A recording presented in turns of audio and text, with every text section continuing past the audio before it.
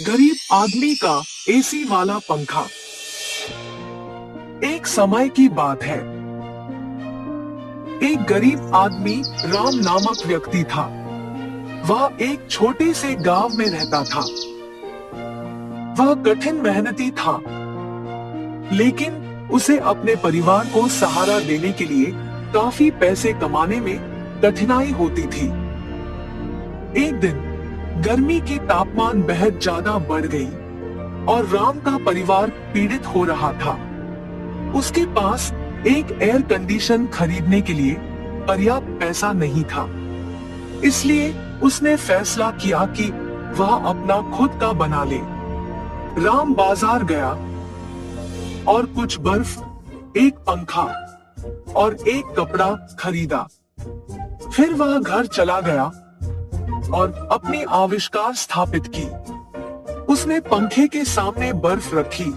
उसने पंखे और बर्फ पर कपड़ा ढलाई। पंखा बर्फ से ठंडी हवा उड़ाता था और कपड़ा एक शीतल, ताजगी भरी हवा बनाती थी।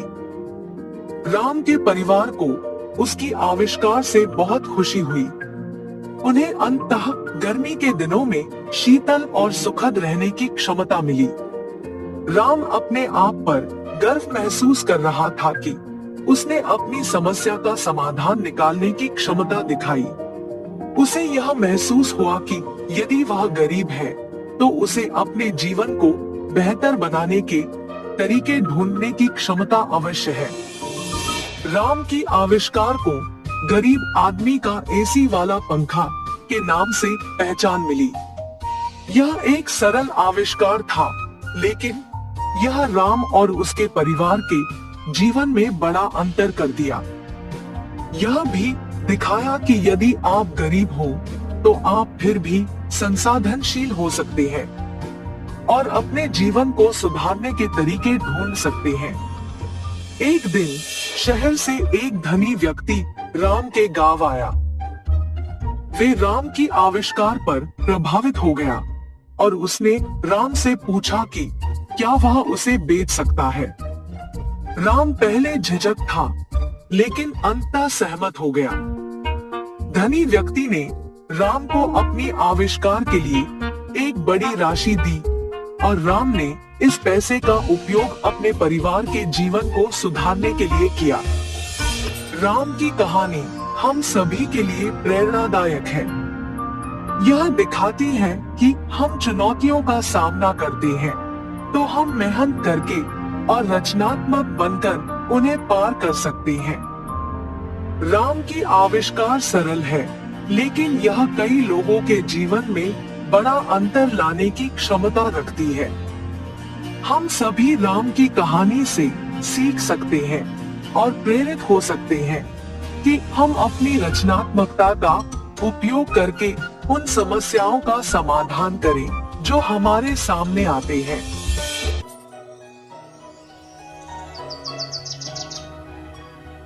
वाराणसी नामक एक शहर में था एक जवान लड़का देव, जो अपनी विधवा माँ के साथ रहता था।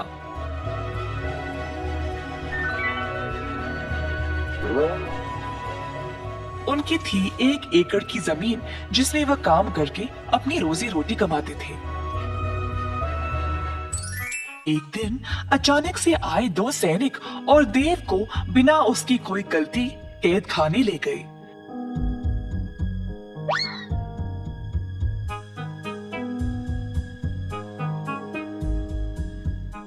देव की माँ ने सैनिकों से बहुत भीख मांगा, पर उन्होंने उनकी बात नहीं सुनी और उसको कैद खाना ले गए।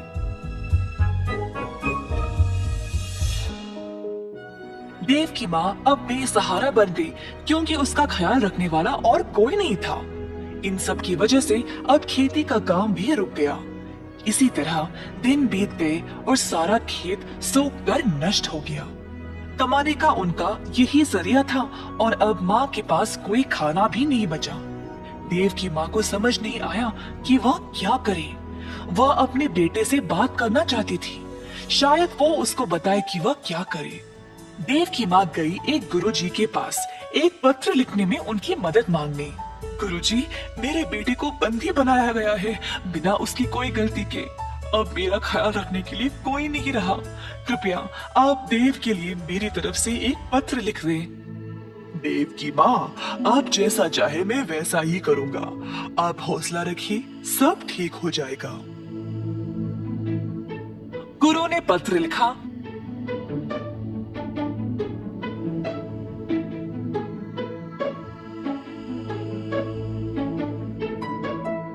और फिर देव की माँ उसको कैद खाना ले गई। दरवाजे पर पहरेदार ने माँ को रोका। कौन हो तुम? मैं ये पत्र अपने बेटे देव को देना चाहती हूँ। आपको अंदर जाने की आवश्यकता नहीं है, इस पत्र को उस डिब्बे में डाल दो। देव की माँ ने वैसा ही किया और वहाँ से चली गई। कैद खाने पर जो भी खाना, पत्र या तोहफे आते थे, पहले पहरेदार उनको जांचते थे और तब ही कैदियों तक पहुँच जाते। इसी तरह देव की माँ का पत्र भी पहले पहरेदार ने जांचा और फिर देव तक पहुँचाया। माँ का पत्र पढ़कर देव को बहुत बुरा लगा। वह सोच रहा था कि वह क्या करे जब उसके बाजू में एक और कैदी ने बोला, हे देव, तुम्हारे परिवार ने क्या भेजा है तुम्हारे लिए?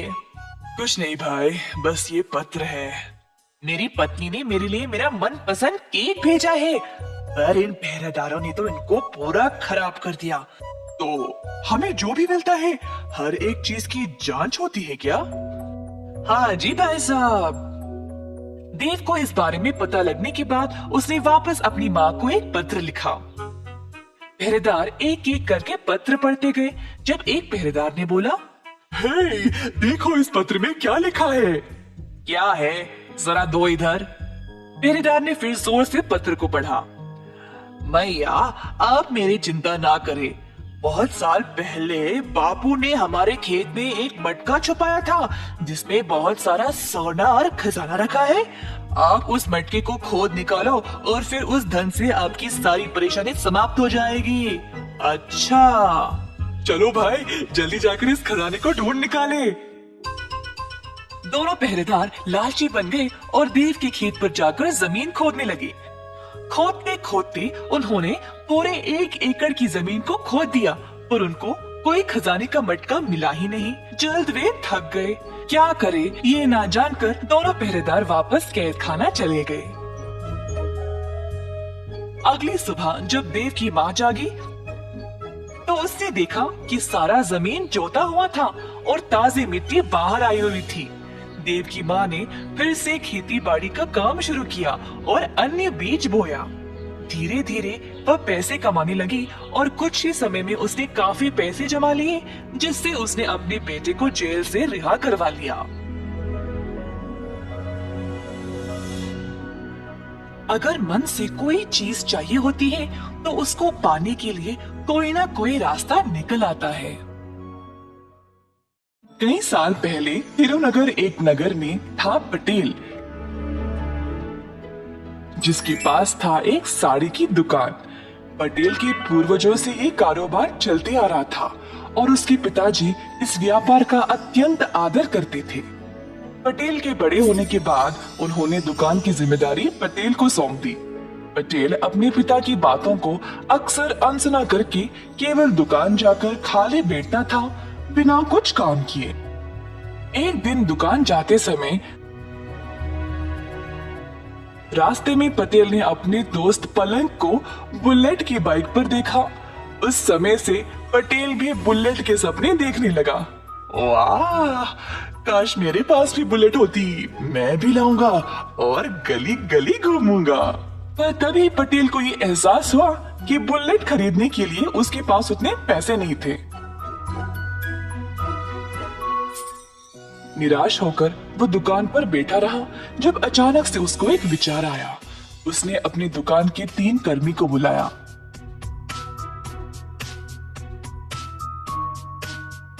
अरे जरा बताओ, हमारे पास पूरे कितने साड़ियां हैं? साहब जी, हमारे पास शायद लगभग 50 साड़ियां होगी।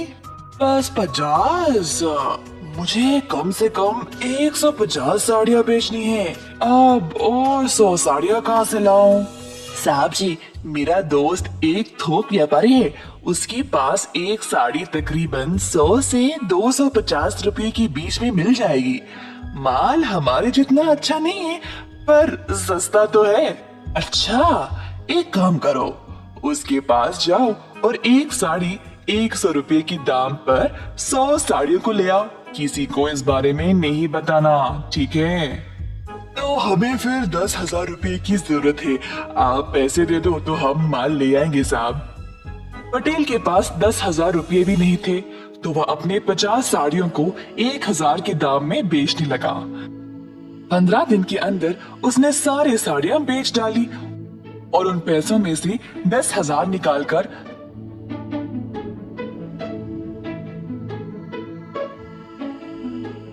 100 और साड़ियां खरीद ले आया। पटेल ने अपनी दुकान को ऐसे सजाया जिससे लोग आकर्षित होकर उसके दुकान पर आने लगे। एक साड़ी 1,000 रुपए के दाम पर खरीदने लगे। 1,50,000 कमाने के बाद पटेल ने अपनी मनपसंद बुलेट खरीद ली। एक दिन पलंग और उसकी पत्नी मनीषा बाहर जा रहे थे। रास्ते में मनीषा ने एक आदमी को साइकिल पर साड़ियां ले जाते हुए देखा।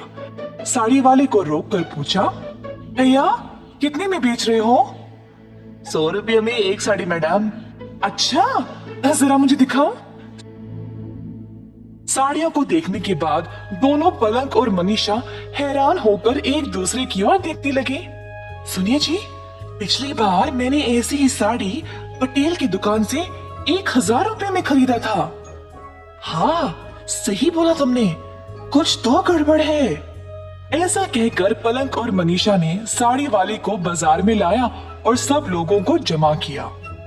सुनिए सब लोग, मैंने ये साड़ी पटेल की दुकान पर 1,000 रुपये में खरीदा था और ये लड़का वही साड़ी 100 रुपये में बेच रहा है। ये तो धोखा हुआ। मेरे साथ जो हुआ मैं नहीं चाहती कि आप लोगों के साथ भी हो, इसीलिए मैंने आप सब लोगों को यहाँ जमा किया है। ऐसा कहते हुए सारी भीड़ पटेल की दुकान की ओर चल पड़ी। पटेल ने अपनी नई बुलेट के लिए पूजा करवाया और अपनी दुकान की ओर आया। दुकान के बाहर इतनी भीड़ जमा देखकर हैरान परेशान हो गया। 1,000 में एक साड़ी बेच रहे हो और ये एक पोछे के लायक भी नहीं है। तुमने 100 रुपयों की साड़ी को खरीदा और हम सबको 1,000 में बेच रहे हो। क्या ये ठीक है पटेल? सारे भीड़ पटेल के ऊपर टूट पड़ी और धमकी देने लगी कि अगर वो उनके पैसे वापस नहीं करेगा तो उसको शहर से बाहर निकाल दिया जाएगा। जब पटेल के पिताजी को ये खबर पहुंची तो वह तुरंत दुकान पर आ गए। सुनिए भाइयों और बहनों, सुनिए, कृपया आप सब लोग क्षमा कर दे। आप सबको हमारी दुकान के बारे में कई सालों से पता है ना। जो मेरे बेटे ने किया वो बहुत गलत है। मैं आप सबको पैसे वापस लौटा दूंगा, क्षमा करें। ऐसा कहते हुए पटेल के पिता ने सबको एक एक करके पैसे लौटा दिए।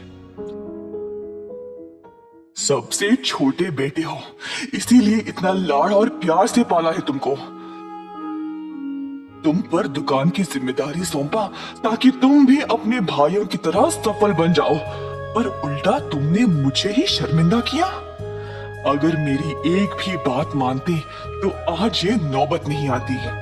उस दिन पटेल ने अपना सबक सीख लिया और ऐसी गलती दोबारा जिंदगी में नहीं दोहराया। एक लंबे समय पहले एक गांव में नारायणा और कीर्तना नामक पति पत्नी रहते थे। कीर्तना घर पे बादाम का दूध बनाती थी और नारायणा उस दूध को बड़े बड़े मटकों में डाल के उन्हें बेचता था। नारायणा बहुत ही लालची स्वभाव का था। वो हमेशा ये सोचता था कि वो सबसे ज्यादा खुश रहे। नारायणा की पत्नी बहुत अच्छी बादाम दूध बनाती थी। और इसी कारण सभी उसके पास आके पीते थे। अरे नारायणा, आज बादाम का दूध बढ़िया है। हाँ, तुम्हारे पास का दूध बहुत स्वादिष्ट है। ऐसे सभी उसके बनाए हुए बादाम के दूध का अभिनंदन करते थे। संकेत नामक एक लड़के को बादाम दूध बहुत पसंद होने के कारण उसके माँ से पैसे लेके हर रोज बादाम दूध पीता था। ऐसे ही एक दिन संकेत अपने माँ के पास पैसे लेके नारायणा के पास जाता है। अंकल, मुझे आज 3 गिलास बादाम दूध चाहिए। ठीक है बेटा। ऐसे संकेत के पास पैसे लेके उसे 3 गिलास बादाम का दूध देता है। संकेत खुशी से वो पी के चला जाता है।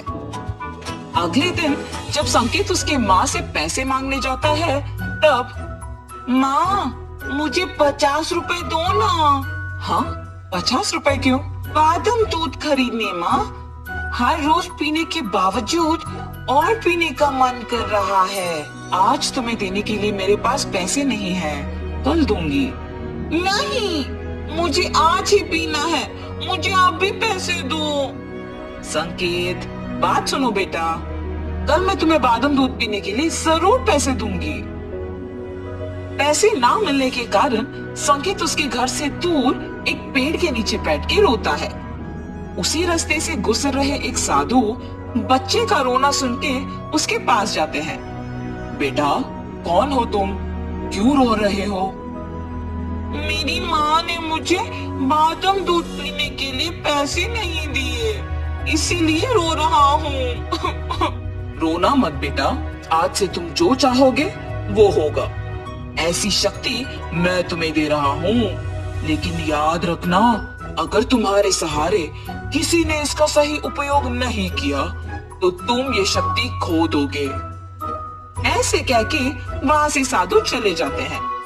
मैं जहाँ बादाम दूध पीता हूँ, वहाँ का सारा दूध मुझे ही मिलना चाहिए। ऐसे मांगते ही नारायण के पास के सारा बादाम दूध संकेत के सामने प्रत्यक्ष होता है। उसकी आंखों के सामने उसका मनपसंद बादाम का दूध देख के संकेत शाम तक सारा दूध पी के खुशी से घर वापस लौटता है। लेकिन दूध कहाँ गया ये नारायण को पता नहीं चलने के कारण वो दुखी होके घर लौटता है। अगले दिन भी जब वो बादाम का दूध लेके जाता है तो वहां से दूध गायब हो जाता है। उस कारण वो घबरा के ढूंढने लगता है, लेकिन शाम तक ढूंढने पर भी नहीं मिलता है और ऐसे ही दुखी होके घर के लिए निकलता है। रास्ते में उसे एक पेड़ के नीचे उसके मटके के जैसे कुछ दिखाई देता है और वो उसके पास जाता है। अरे, इन्हीं मटकों में तो मैं बादाम की दूध लेके बेचता हूँ। ये यहाँ कैसे आए और कौन लेके आया होगा? मुझे जानना ही होगा। ये सोचते सोचते वो सारी रात नहीं सो पाता है। नारायणा अगली सुबह उठ के हमेशा की तरह बादाम का दूध मटके में भर के बेचने चला जाता है, मगर थोड़ी ही देर में सारे मटके गायब होते देख सोच में पड़ जाता है। हाँ, अब भी दूध गायब हो गया। अगर मैं उस पेड़ के पास जाके देखूंगा तो शायद कुछ पता चलेगा। ऐसे सोचकर उस पेड़ की ओर चलता है। वहां उस पेड़ के नीचे संकेत को देख नारायणा आश्चर्यचकित हो जाता है। वो उसके पास जाता है। तब संकेत दुकानदार को खुद उसके पास आते देख दंग रह जाता है। संकेत, तो तुम मेरे बादाम के दूध को गायब कर रहे हो? ऐसे पूछने पर संकेत डर के मारे चुप रहता है। तुमने ये सब कैसे किया? अगर तुम सच बोल दोगे तो मैं तुम्हें कुछ नहीं कहूंगा, वरना ये बात सबको बता के इस सब का पैसे ले लूंगा। अगर मैं इस अंकल को सच नहीं बता दूंगा तो मेरी माँ को सब पता चल जाएगा। माँ मुझ पे गुस्सा करेगी कि इतने पैसे देने पड़ गए। ऐसे सोच के उस आदमी के जोर से पूछने पर सब सच बता देता है। ये लड़का तो बच्चा है, इसको पता भी नहीं है कि उसके पास क्या है। मैं इस लड़के को बादाम दूध देके उस शक्ति का उपयोग करूंगा। इस गांव में सबसे बड़ा दुकान मेरा ही होना चाहिए और मुझे एक ऊंचे स्थान में रहना है। कैसे मांगूंगा? तुम्हें मेरे पास का बादाम दूध अच्छा लगता है ना बेटा? तुम्हारे लिए मैं हर रोज मुफ्त में बादाम दूध दूंगा, पर मैं जो कहूंगा तुम्हें करना होगा, ठीक है? आप कह रहे हैं कि मुफ्त में बादाम दूध देंगे ना, तो आप जो बोलोगे मैं वो करूंगा। इस गांव में सिर्फ मुझे बादाम के दूध बेचना है। इतना ही नहीं, मुझे एक बड़ा दुकान लगा के बादाम दूध को बेचना है। ऐसे मांगो। सांकेत साधु की बातें भूलकर नारायणा की बातें सुनकर वही मांगता है। उस कारण वो उस शक्ति को खो देता है। बहुत बार प्रयत्न करने के बावजूद कुछ नहीं होता है और इसीलिए वो दुखी हो जाता है। इतने में सांकेत को साधु की बातें याद आती है और वही बात नारायणा को बताता है। अब नारायणा को उसकी गलती का एहसास होता है कि उसने कितना लालची स्वभाव से सोचा था। मेरे स्वार्थ और लालच की वजह से ही इस लड़की की शक्ति का सही उपयोग नहीं कर पाया। अब से मैं सभी की भलाई की प्रार्थना करूंगा। ऐसे फैसला करता है। सांकेत, तुम्हारे मर्जी के अनुसार ही हर रोज मैं तुम्हें बादाम दूध दूंगा। यहाँ जो हुआ वो किसी को मत बताओ, ठीक है बेटा? जी अंकल। तब से नारायणा उसका स्वार्थी और लालची स्वभाव छोड़ के सबकी सहायता करते हुए सांकेत को दिए वचन के अनुसार हर रोज बादाम का दूध देते हुए उन्हें बेच के पैसे कमा के खुशी से जीता है।